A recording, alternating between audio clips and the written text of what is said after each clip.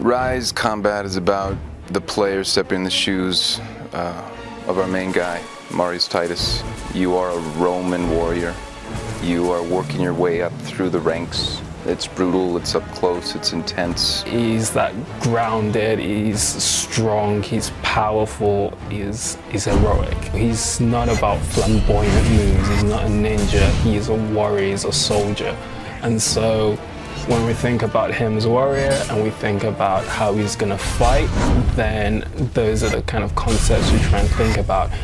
Is this attack efficient? Is it getting to the, to the strike as quickly, as deadly as possible?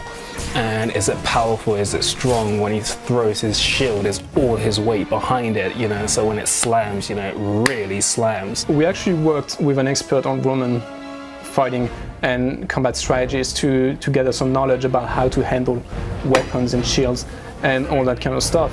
And that was really helpful for us. We had the chance to play a bit with some actual equipment, and that was really insightful for us. For my first date, I brought two big gun cases full of swords and weapons, and I brought a Roman armor, a Roman helmet, two different kinds of shields. I brought a Celtic shield, I brought a Roman shield, so that they can touch real weapons and see, how they look, what's the weight, what's the size, all that. He would tell us, if you're standing, how would your body move to attack behind you or attack in a different direction. And it was really interesting because he had some things and poses that we maybe would not have thought about.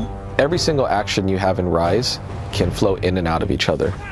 So it gives the player maximum flexibility. So I can block this enemy, I can attack this one, I can push this one away, and I can throw my pilum at a guy who's an incoming attacker. And what it does is it gives you the ability to kind of, create your own language. Marius does not attack one guy and finish him and then stop and then move to the other guy.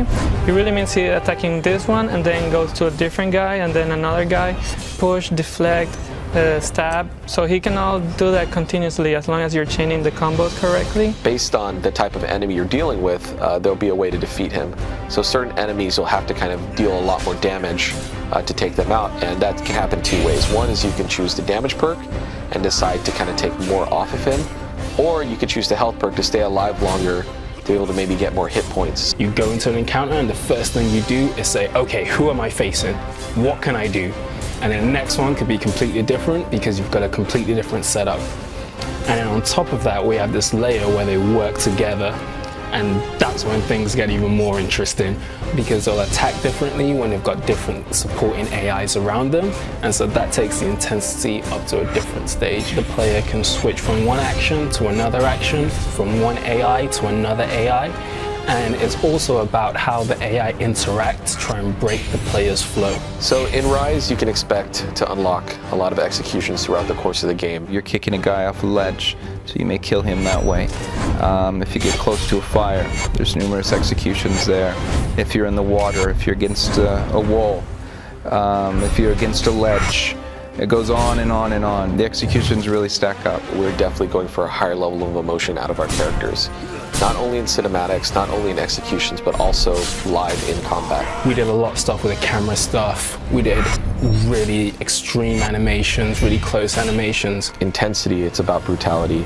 It's about being close to the enemy that's trying to kill you as you're trying to kill him. So one of the final things we're really trying to achieve with the Ryse combat is give it a skill for mastery. When we take flow and we take the intensity of the AI and bring them together, that's when the depth and the scope for mastery becomes apparent. Because in one encounter, you can finish it a certain way. Maybe you kill everyone, but you didn't quite execute everyone.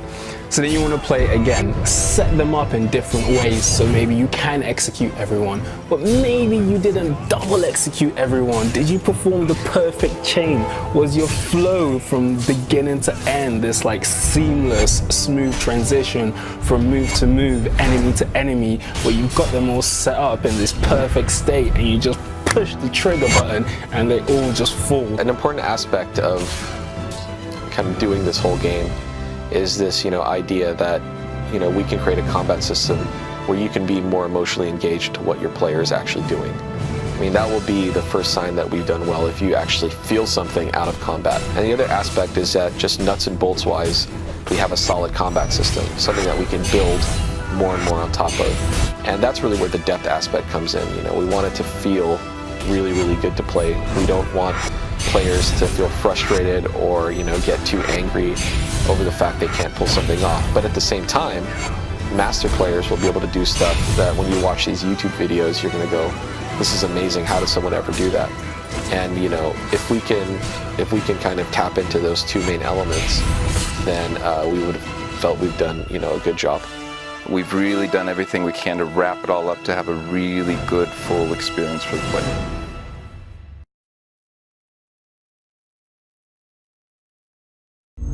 Achieved with CryEngine.